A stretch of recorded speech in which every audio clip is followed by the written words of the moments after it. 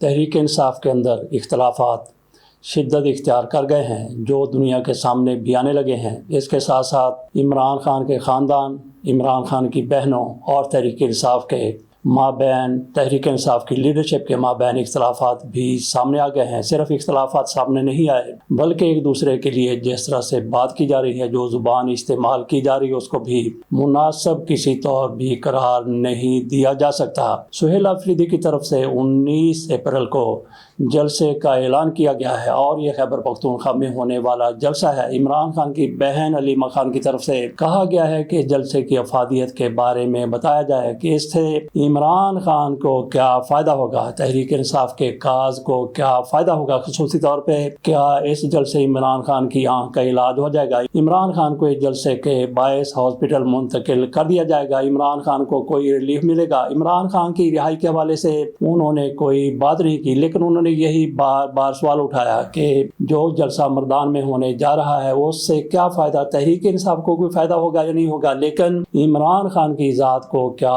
فائدہ ہوگا۔ گویا اس جلسے کو بھی متنازع بنا دیا گیا۔ ویسے سوال تو اپنی جگہ پر موجود ہے کہ اس جلسے سے کیا فائدہ ہوگا، عمران خان کو کیا فائدہ ہوگا، تحریک انصاف کے کاز کو کیا فائدہ ہوگا۔ ہاں، اس سے فائدہ سہیل آفریدی کی سیاست کو ضرور ہو جائے گا، ان کی سیاست کی تھوڑی سی پذیرائی ہو جائے گی۔ دیکھیں گے عمران خان کا یہ سپاہی کس طرح سے اس نے کامیاب جلسہ کر کے دکھا دیا ہے۔ اس حوالے سے تحریک انصاف کی طرف سے پاکستان کے کونے کونے سے کارکنوں کو اور لیڈروں کو کہا گیا کہ جلسے میں شریک ہوں، اور ہو سکتا ہے کہ اسی طرح سے جس طرح سے ان کی خواہش ہے، جس طرح سے ان کی کوشش ہے، جس طرح سے ان کی طرف سے کہا جا رہا ہے بھرپور جلسہ ہو جائے، یقینی طور پر یہ جلسہ بھرپور ہی ہونا ہے، کیونکہ تحریک انصاف کی وہاں پہ حکومت ہے، اور حکومت نہ بھی ہوتا بھی عمران خان کے جلسے پر لاکھوں ہزاروں لوگ اپنے گھروں سے نکل آتے ہیں، جلسے کو کامیاب بنا دیتے ہیں۔ سہیل آفریدی کی تھوڑی سی اس حوالے سے پذیرائی ہو جائے گی۔ دیکھیں انہوں نے کتنا بڑا جلسہ کر دیا۔ کل آپ کے سامنے ہم نے رکھا تھا کہ اس جلسے میں خیر کی توقع نہ رکھی جائے، کیونکہ جس طرح سے کارکن مشتعل ہیں اور ان پر بھی اعتماد کرنے کے لیے تیار نہیں ہے۔ سہیل آفریدی کو بھی کچھ لوگوں کی طرف سے کہا جا رہا ہے کہ وہ بھی ان کی طرح ہی کمپرومائز ہو گئے ہیں، جس طرح سے علی امین گنڈا پور کمپرومائز ہوئے تھے،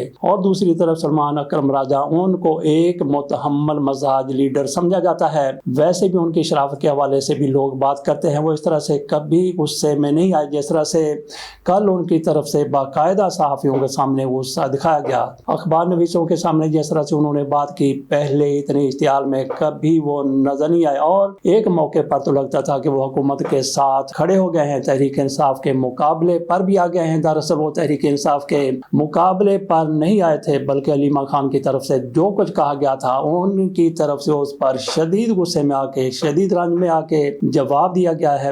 علیمہ خانم کی طرف سے کہا گیا تھا کہ عمران خان نے ان کو نہیں کہا کہ جلسہ نہ کریں، بلکہ یہ لیڈرشپ کی اپنی مرضی سے، اور وکلاء کی طرف سے کہہ دیا گیا کہ عمران خان نے کہا ہے کہ جلسہ 9 اپریل کا نہ کیا جائے۔ اس پر سلمان اکرم راجہ تپ گئے، غصے میں آ گئے۔ انہوں نے پریس کانفرنس کے دوران کتنے غصے کا اظہار کیا، ذرا آپ بھی سن لیجیے۔ یہاں پہ یہ بھی دیکھیے کہ اسی کانفرنس میں، پریس کانفرنس میں محمد زبیر بھی بیٹھے ہوئے تھے، وہ کیا تحریک انصاف کا حصہ بن گئے ہیں، تحریک انصاف میں شامل ہو گئے ہیں۔ بہرحال دیکھیے کہ سلمان اکرم راجہ کی طرف سے کس طرح سے غصے کا اظہار کیا گیا ہے۔ ادھر سے علیمہ خان سے مجھے مکمل طور پہ اختلاف ہے، انہوں نے غلط کہا ہے، خلاف واقعہ باتیں کی ہیں، اور یہ میں نے ان سے کہہ دیا ہے، اور میں بالکل ایک لمحے کے لیے بھی سودے پہ نہ بیٹھنے کا کبھی خواہش مند تھا، نہ اب ہوں۔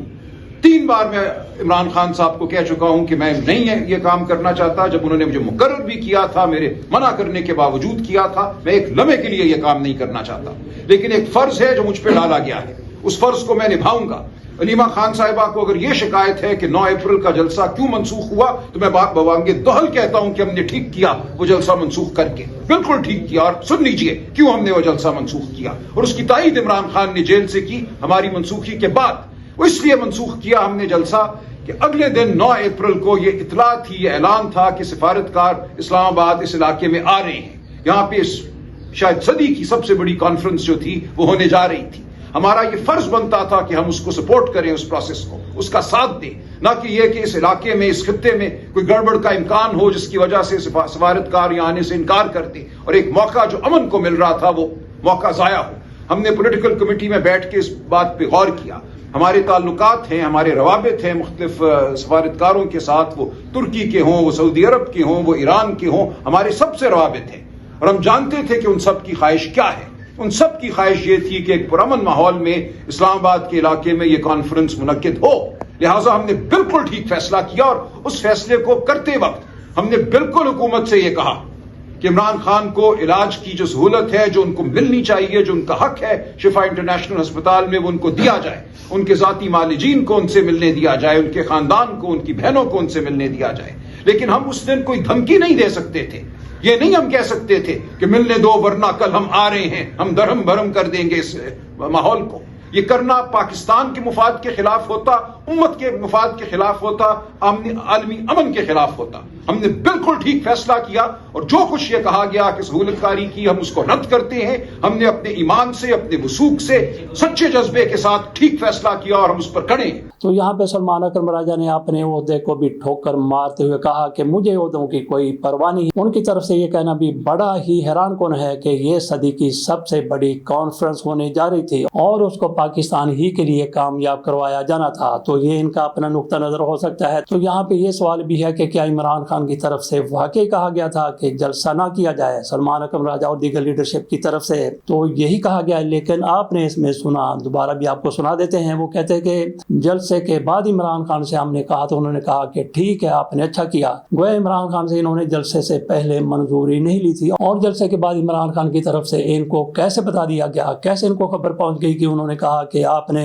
جلسہ ختم کر کے اچھا کیا ہے. تو باقی پی ٹی آئی میں 4 کا یرغمالی گروپ بھی سامنے آیا ہے. تو کیا یہ واقعی گروپ بن چکا ہے یا پھر میڈیا کی طرف سے اس کو ایسے ہی ششکارا جا رہا ہے یا اس کو اکسایا جا رہا ہے, یا میڈیا کی طرف سے یہ خبر ایسے ہی جاری کر دی گئی ہے اور یہ ایکسپریس نیوز کی طرف سے دی گئی خبر ہے جس کو پھر سارے اخبارات نے, سارے میڈیا نے اٹھا لیا, لے کی طرح اٹھا لیا کہ یہ دیکھیں پی ٹی آئی میں کتنی دراڑیں پڑ گئی ہیں اور محمود اچکزئی اور علامہ ناصر عباس کو فارغ کیا جا رہا ہے اور سمجھو اس سے استعفے دینے کا فیصلہ کر لیا گیا ہے. آپ کے سامنے خبر رکھتے ہیں اور اس کے بعد پھر اس کی بنیاد بھی آپ کے سامنے رکھی جائے گی. جس طرح سے میڈیا میں اس خبر کو اچھالا گیا, جس طرح سے ہیڈ لائن بنائی گئی ہے کہ پی ٹی آئی کی حکومت سے ٹکراؤ کی تیاریاں, اسمبلیوں سے استعفوں پر غور, کہ پی ٹی آئی کی تیاریاں شروع ہو گئی ہیں ٹکراؤ کی, حکومت کے ساتھ ٹکراؤ کی تیاریاں شروع ہو گئی اور استعفوں پر غور بھی کیا جا رہا ہے.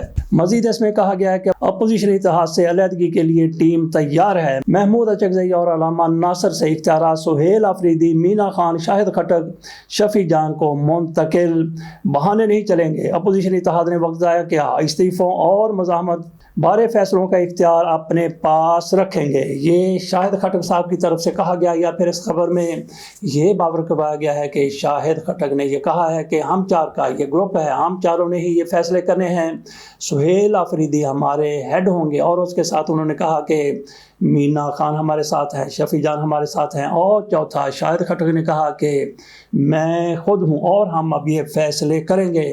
علامہ ناصر عباس اور محمود اچکزئی اس طرح سے فیصلے نہیں کر رہے اور انہوں نے پارٹی کو جس طرح سے کمپرومائز کروا دیا ہے اب اس سے نکلنا ہوگا. یہ شاہد خٹک کی طرف سے کہا گیا ہے. گویا 4 کا یہ یرغمالی ٹولہ سامنے, اگر یہ شاہد خٹک کی طرف سے واقعی کہا گیا, ویسے مجھے یقین نہیں آ رہا کہ شاہد خٹک کی طرف سے ایسا کہا گیا ہوگا. اگر ان کی طرف سے واقعی کہا گیا ہے تو پھر یہ 4 کا ٹولہ ہے جو پارٹی کو یرغمال بنانا چاہتا ہے. کیا یہ پارٹی کو یرغمال بنانے کا سوال ہی پیدا نہیں ہوتا, کیونکہ جس طرح سے یہ کہتے ہیں کہ علامہ ناصر عباس اور محمود اچکزئی کمپرومائز ہو گئے ہیں, وہ کمپرومائز ہرگز نہیں ہوئے. یہ کس بنیاد پر کہا جا سکتا ہے؟ کیونکہ عمران خان سے جو بھی ملاقات کر کے آتا ہے, اور تازہ ترین ملاقات ان کے ساتھ کی ہے سلمان صفدر نے, اور ان کی طرف سے یہی کہا گیا کہ عمران خان کا یہی پیغام ہے کہ پارٹی کے معاملات کو, سیاست کے معاملات کو راجہ ناصر عباس دیکھیں گے. سینٹ میں وہ ہیں اور قومی اسمبلی میں محمود اچکزئی ہیں, اور دونوں مل کر یہ پارٹی کے حوالے سے, سیاست کے حوالے سے فیصلے کریں گے. گویا اس 4 کے ٹولے کو پارٹی کی کوئی حمایت حاصل, اگر یہ واقعی ٹولہ بنا ہے, لگتا نہیں کہ ٹولہ بن گیا ہوگا, لیکن جس طرح سے شاہد خٹک کے پہلے بیانات آتے رہتے ہیں اس کو دیکھتے ہوئے کہا جا سکتا ہے کہ شاید ان کو کسی نے کوئی شے دے دی ہو. تو دیکھتے ہیں کہ حکومت کے خلاف یہ کیا کچھ کر سکتے ہیں. تو چلتے ہیں محسن نقوی صاحب کی طرف. انہوں نے باقاعدہ کراچی میں تاجروں سے ملاقات کے دوران کہا کہ یہاں سے کراچی سے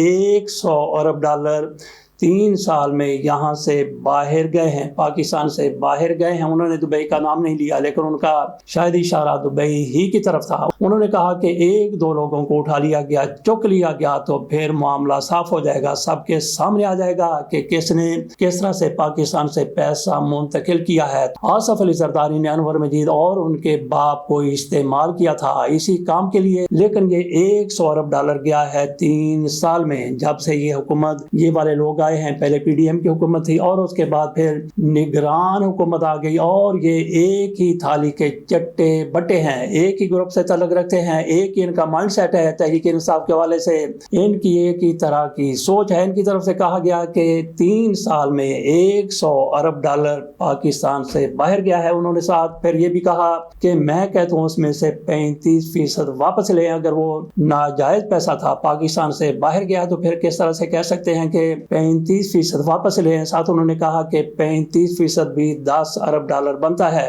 یہ اپنے آپ واپس لے آئیں۔ ساتھ ہی محسن نقوی صاحب کی طرف سے اس امید کا بھی اظہار کیا گیا کہ بجٹ تک 20 سے 25 ارب ڈالر، ایک مرتبہ پھر سن لیجئے کہ 20 سے 25 ارب ڈالر پاکستان میں واپس آ جائیں گے جو جہاں سے گئے تھے۔